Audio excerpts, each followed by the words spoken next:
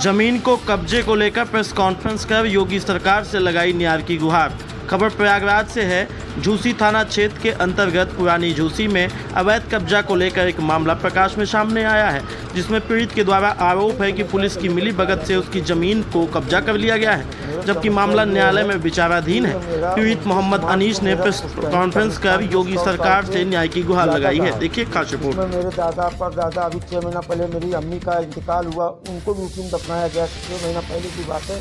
हाँ, उसके 29 तारीख को रात में 2 बजे झूसी का भूमाफिया गणेश यादव व उसका लड़का रवि यादव ने मिलकर हमारे पुश्तैनी कब्रिस्तान पर उसने जेसीबी चलवा दिया। हाँ, उसके बाद हम लोग थाने में गए, वहाँ पर भी मेरी कोई सुनवाई नहीं हुई और अभी तक कोई सुनवाई नहीं हो रही है।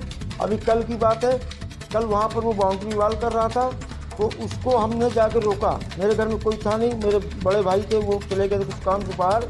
जब मैं वहाँ पहुँचा तो मैंने जब कहा कि भैया काम मत लगाओ, मेरे बड़े भैया आ जाएं तो काम लगाओ, तो उतने पे जो है गणेश यादव का लड़का रवि यादव ने तुरंत झूसी थाने के अंदर फ़ोन करके, झूसी प्रयागराज थाने के अंदर फ़ोन करके 3-4 दरोगा को बुला के और 2-3 सिपाही आए और हमको उठा ले गए। अब बोले कि तुमको अगर ज़्यादा तुम वहाँ उछल कूद करोगे तो तुमको मैं फर्जी मुकदमे में फंसा कर जेल भेज दूँगा। हाँ, उसके बाद बताइए हम लोग कहाँ जाएँ। हमको वहाँ 2-3 घंटे थाने में बैठाए, उतने में वो कम से कम 15 से 20 लेबर लगा के हमारे कब्रिस्तान को चारों तरफ बाउंड्री वाल कर दिए हैं, जिसमें मेरी अम्मी का भी जो 6 महीने पहले देहांत हुआ था, उनकी भी कब्र बाउंड्री के अंदर जा चुकी है। अब बताइए 6 महीना पहले अगर मेरा पुश्तैनी कब्रिस्तान है, हाँ, अगर वो बोले मेरा है, अगर उनका होता तो अभी 6 महीना पहले जब हमारी अम्मी का देहांत हुआ, इंतकाल हुआ, तो जब हम लोग दफनाने गए तो रोके क्यों नहीं? उनको रोकना था, वो रोके भी नहीं। हाँ, और ये गणेश यादव समाजवादी पार्टी का नेता है और सुनने में ये भी आ रहा है कि अखिलेश यादव का बहुत करीबी आदमी है। हाँ, बताइए हम लोग कहाँ जाएं? हाँ, कहीं से भी हम लोग की सुनवाई नहीं हो रही, ना झूसी थाने में हो रही है, ना फूलपुर तहसील में हो रही, कहीं भी नहीं हो रहा। यहाँ तक कि कमिश्नर ऑफिस में मैं खुद मैं गया, वहाँ पर भी दिया मैंने, वहाँ से भी आज तक कोई सुनवाई नहीं हुई मेरी। बताइए क्या हमारे लोग की सुनवाई नहीं होगी? बताइए हम लोग कहाँ जाएं? क्या कहेंगे प्रयागराज कमिश्नर से, क्या कहेंगे जिलाधिकारी प्रयागराज को? प्रयागराज का मैंने कंप्लेन किया कि मेरा जो झूसी थाना कुछ सुनवाई नहीं कर रहा है और फला माफिया जो भूमाफिया गणेश यादव ज़बरदस्ती हमारे कब्रिस्तान को कब्जा कर रहा है। बताइए कब्रिस्तान पे कब्जा करे जिसमें मेरे दादा परदादा, मेरी अम्मी अब्बा सब कुछ उसी में दफन है। बताइए किसी के आस्था के साथ खिलवाड़ कर रही है।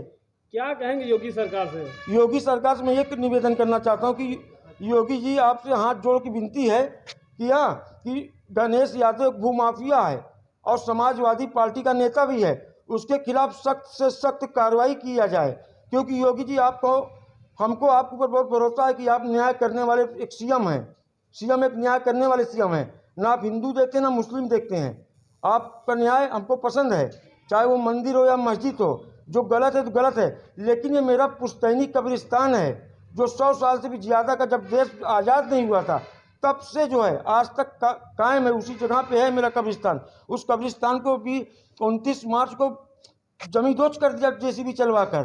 हाँ, अभी 6-7 महीना पहले ये गणेश यादव गैंगस्टर माफिया भी है, ये जेल भी गया था और इसके घर के ऊपर भी योगी सरकार ने जेसीबी चलवाया, इसके मार्केट को जेसीबी चलवा कर ध्वस्त कर दिया, इसके मार्केट को भी। बताइए अब हम गरीब आदमी कहाँ जाएं? क्या परिचय है आपका? जी, मोहम्मद शकील अहमद, पुरानी झूसी कोहना, जिला प्रयागराज। क्या समस्या है आपकी? सर मेरा नाम मोहम्मद अनीस, मैं झूसी कोहना का निवासी हूँ, मूल निवासी हूँ। जी। तहसील फूलपुर है, प्रयागराज झूसी है। समस्या ये है कि हमारा जो है जो कब्रिस्तान है 158 नंबर का, जिसमें से आप जो है तो हमारे आज से नहीं बरसों साल पहले पुरानी है और उसके बाद हम लोग देखभाल करते थे, सब कुछ करते थे। और ये 84-85 में आवास विकास आया है और उसके बाद बहुत से ज़मीनें स्क्वायर भी किया है, मगर हमको ये ना नोटिस दिया गया ना हमको ये बताया गया कि तुम्हारा भी कब्रिस्तान स्क्वायर हो चुका है। हमको नॉलेज कुछ नहीं है और इतना काम वहाँ पे हुआ है कि मेरे कब्रिस्तान पे आज तक टच कभी हुए नहीं। और कम से कम मेरा अंदाज है कि जब से आवास विकास आया है मेरे यहाँ मिट्टी 10 मिट्टी जा चुकी है। अभी बड़ी 5-6-7 महीना पहले मेरी मम्मी गई थी, 57 में भी जो मेरे पिताजी गए थे। कोई आवास विकास का है अधिकारी या कोई आदमी आज तक टच नहीं किया कि उसमें कब्र बना रहे हो। हम इसलिए ढिला गए कि भाई मेरा तो नाम है, हमारा पिताजी का नाम इसमें है और जो है कोई टच नहीं कर रहा है। एक बारगी जो है गणेश माफिया जो कि बहुत बड़ा गुंडा है वो उसका उसका लड़का जो रवि है अपने बाप का सहारा लेकर और रात में 2-2:30 बजे करीब उसने बुलडोजर से पूरा वीरान कर दिया। इसकी शिकायत आप नज़दीकी थाने अपने की है? जी मैंने किया। क्या आश्वासन दिया गया थाना किया प्रभारी ये कि मैंने जो है तो 29 तारीख को जब रात में हुआ है तो मैंने 30 तारीख को सुबह दिन भर 2-4-10-20 लोग इकट्ठा थे। दिन भर तो वहाँ हम लोगों ने चक्कर काटा मगर ऐसा कुछ मुलाकात नहीं हुआ। बस आ रहे हैं घंटे बाद आ रहे हैं 9 बजे आ रात कोई सुनाई नहीं हुआ। फिर उसके बाद दूसरे दिन हम लोग जब गए तो ये बात हुई कि मैं FIR नहीं करूँगा।